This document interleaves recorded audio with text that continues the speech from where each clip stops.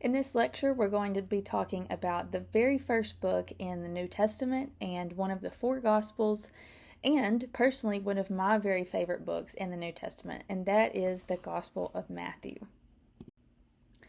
So, we're going to talk first about authorship. Surprisingly, Matthew never writes in his gospel, just clearly states that he himself is the author. And so we have to look for clues within the writing that point to him being the author and to external evidence. And one of the best pieces of evidence we have is that the early church unanimously attributes this book, this gospel, to Matthew. And so this Matthew is one of the 12 disciples. He was an eyewitness to the events of Jesus and to the ministry of Jesus. And we'll see that that's very important, that actually all four of the gospel authors have this eyewitness relationship with Jesus. And lastly, we know from Matthew's writings that he was a former tax collector. And as you learn more about the context and the culture of Israel at this time, it was a major conversion for him to go from being a tax collector that was hated by the Jewish people to becoming someone that Jesus accepted and someone that became one in his inner circle. Now on to some background information.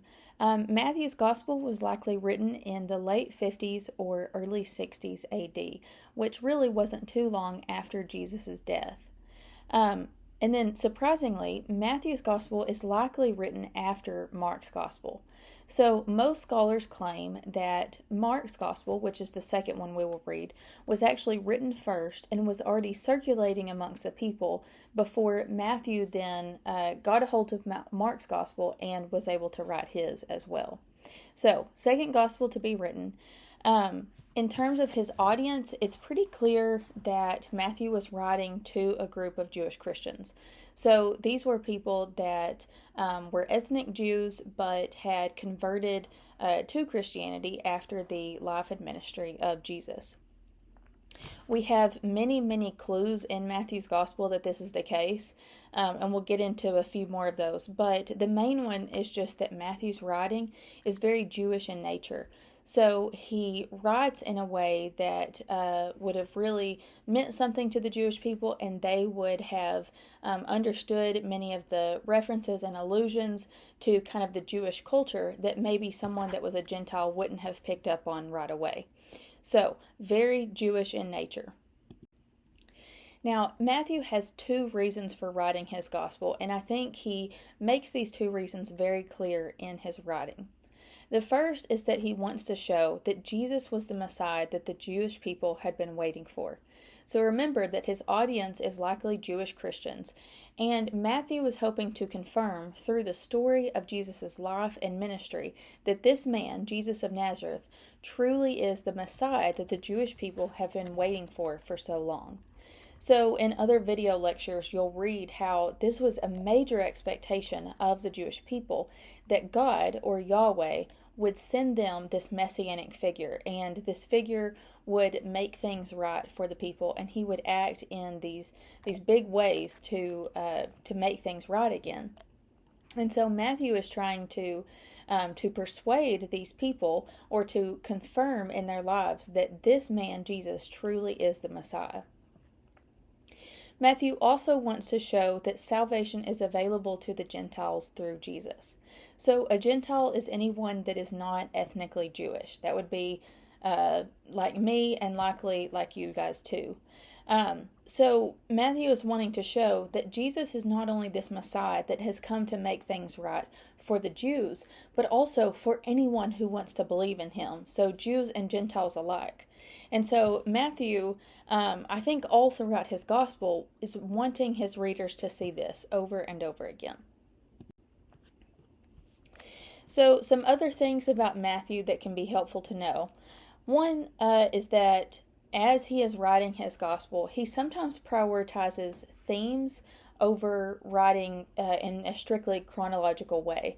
And so you'll see specifically, which we'll talk more about in the structure of the book, but you'll see that Matthew writes about a specific theme and then we'll move on, and that may make things not be always chronological. Second, Matthew's gospel is the most complete compilation of Jesus' teachings and parables compared to the other three gospels. And so Matthew has, he's included tons of these major teaching moments of Jesus and these parables. And so you can see, I'm going to skip down to the bottom here, but you can see that that may be the reason why it was the most widely used gospel in the early church, because it had so much of what Jesus himself was saying. And then finally, Matthew references the Old Testament more than any other gospel. So once again, we see that Jewish audience coming into play here. The Jews, unlike the Gentiles, would have known the Old Testament super well. And so Matthew is able to reference the Old Testament time and time again, and it would have been the Jews would have immediately recognized this. And so they're connecting the dots between this messianic figure in the Old Testament that is prophesied about and this person of Jesus, and seeing that those are one and the same. So now looking at some of Matthew's major themes.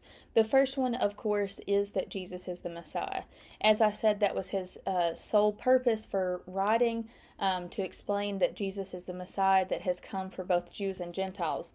So we see this coming up all throughout Matthew's Gospel, both explicitly and implicitly. And that's where some of those implicit times, it helps to really have a good knowledge of the Old Testament, because likely he's making a connection to the Old Testament, and if you know it really well, you'll see that he's saying, hey, remember, this is the guy, this is the Messiah that the Jews have been waiting for. Second is the theme Kingdom of Heaven, and this one's really interesting because when we think of what Jesus's message was, a lot of things can sometimes come to mind. You know, was Jesus wanting people to be better morally? Was he wanting them to, to accept salvation and, avoid going to hell? We can easily think about several options, but really, if you study the Gospels, you'll see that Matthew records in his Gospel, and that the other Gospel authors do as well, that Jesus' his central claim throughout his ministry was that the kingdom of heaven had arrived, and it was arriving through him. Because he had come, the kingdom of heaven was being ushered into the world, and these places of heaven and earth were coming together through Jesus. And so you'll actually watch another lecture video specifically on this theme of the kingdom of God, or the kingdom of heaven. And so that one's a really fun, really big theme that we'll see. And one more thing on that, the other gospel authors, when they speak about the kingdom, they'll often say the kingdom of God. Matthew writes about the kingdom of heaven, and this is once again back to that Jewish audience. The Jews would avoid saying God's name, just avoid saying God. And so to say the kingdom of heaven, swapping God for heaven, was a way of showing some more reference to God. So you'll see Matthew all throughout his gospel talk about the kingdom of heaven. Finally, Matthew uses several names to refer to the person of Jesus.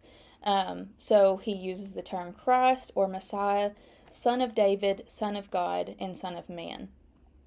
And all of these titles kind of have their own weight to the title, their own kind of nuanced meaning. And so you'll watch some other videos that are more specifically about the Messiah or Christ, but basically that just means anointed one, in a broad sense. That's what it means. But you'll see that the Gentiles, or for the Jews, this was a very important word. It came with a lot of expectations of someone who was going to come and make things right for the Jewish people. Along the same lines, the Son of David and Son of God titles were very much kind of connected to the term of Messiah. They were used very often in the Old Testament to look forward to this messianic figure.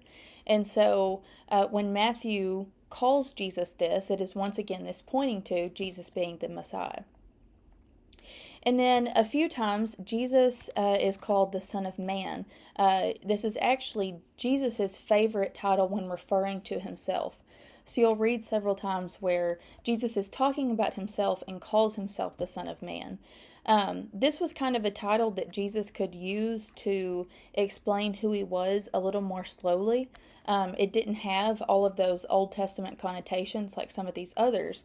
And so Jesus used this title to slowly reveal who he really was. So then just a little bit on the structure of Matthew.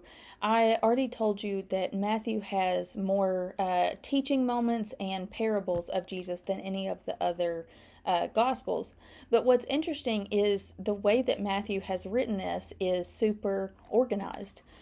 So he has 5 different teaching moments, or what we call discourses of Jesus, spread throughout his gospel. And here's a list of them. You have the Sermon on the Mount, the missionary discourse, the discourse of parables, the community discourse, and the eschatological discourse. And that just means that that fancy word, eschatological, it just means end times. So Jesus is talking about the end times. So basically, we have these major teaching moments of Jesus that Matthew records. And really what he's trying to do is he shows that Jesus is not only the Messiah in the things that he does, which he does plenty, that points to him being the Messiah, but he is also the Messiah in the words that he speaks and the authority that he has when he speaks. And so you see this alternating that Matthew does throughout his gospel between big sections of Jesus doing these major things that were surprising the people and were really awesome, and then he would alternate that with this big teaching moment of Jesus.